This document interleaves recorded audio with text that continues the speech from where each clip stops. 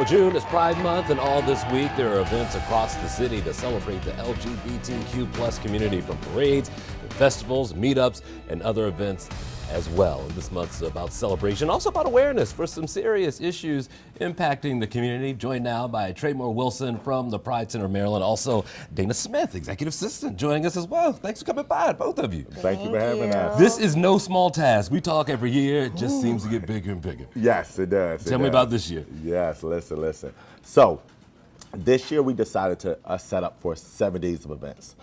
We realized that there have been a lot of federal rollbacks, a lot of pushback, just federally when it comes to supporting Pride. So we said, you know what, we're going to come bigger, we're going to come louder. So we set up 7 days of events starting from June the 8th all the way to June 14th. So when I say it's going to be a long week, it's going to be a long week. And a big debut at Druid Hill Park. No one has used the space that you're using this time around. Whew, no. So we're going to be on the Tanks this year. The Tanks is the new space that was developed by the city of Baltimore, Parks and Recs. They have been developing for years. So we're going to be the first one to break open those tanks, put some live and amazing performance on those tanks. So we're super excited. Okay, there's a lot of party. We'll get to the party in a minute. There's also resource fairs I think a lot of people count on. What will people get when you head out to that? So that is on Wednesday, June 10th. Yeah.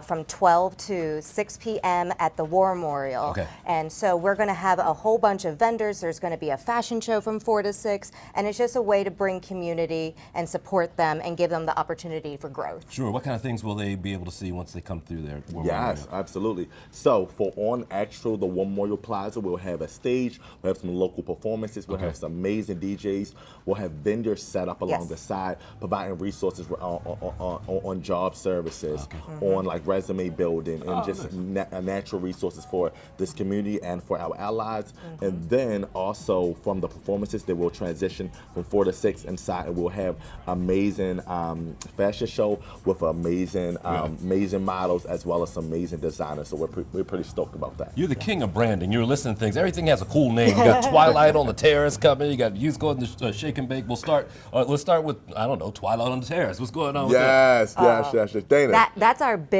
gala, our big event. It's very special. It's formal. You dress up, you show out. We have Martha Wash. We have Marsha Warfield also. Yes, Night Court. I know. It's very exciting like about it. No, we call that seasoned. Okay, seasoned. All right, that's fine. But it's terribly exciting, and we have John Waters who we're honoring, and it's just a big award ceremony, and where everyone gets together and just really enjoy each other and just celebrate in all the achievements in this community. And Shake and Bake, you'll activate that as well, making sure the young people have something to do. Walk me through that. Yeah, absolutely. So for many years, I think Prides have become a big celebration, and sometimes the youth don't have a space for them that doesn't involve alcohol. So we sat here and thought long and said, how do we create a space for youth, right? So we said, how do we keep them active as well? So we said, we're going to take over Shake and Bake, let the youth use Shake and Bake. We're going to have a DJ, we're going to have some artists performing at Shake and Bake, and it's going to be free to the community. So free to anyone who would like to come, who would like to have a celebration amongst our youth and our young adults. And it's going to be really fun. We're going to have food available, and everything's going to be free to the community, so it's accessible to everyone. Go ahead. There's also going to be testing there as well. Is it tough to have an event like this in Baltimore, knowing that Philadelphia will probably have one, and D.C. may have one, and Richmond may have one, or are we just part of the puzzle? Yeah. So it's always tough, right? I tell you every year, it's always tough. It's tough because there's so many prides and all of them normally line up week after week after week. So it's super tough. However, what I will say is Baltimore is unique. People love Baltimore. And when I mean they love Baltimore, they come, they talk about how Baltimore Pride is one of the best prides they have been to because they don't feel corporatized, right? It doesn't feel like it's all corporate companies. And we make sure it keeps local, make sure it feels community centered. So folks are really stoked about that. So no matter how many Pride activities happen, folks always tend to come out and show celebration because they really love how Baltimore Pride does Pride and our organizing skills. And to piggyback off that, this is our 51st year. We were the first Pride in America, and on top of that, we're one of the only free prides. Wow. Yes. So that really makes us special.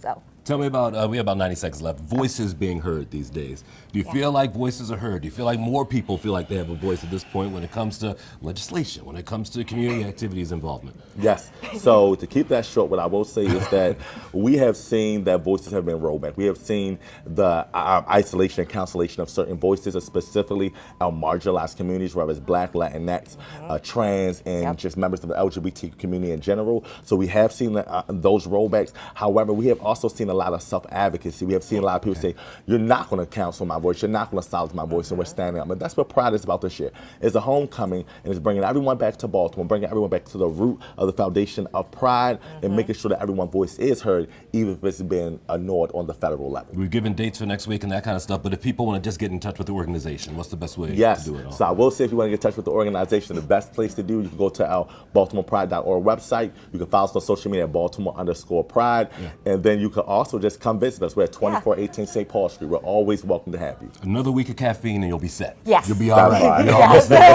Thank you both for coming by.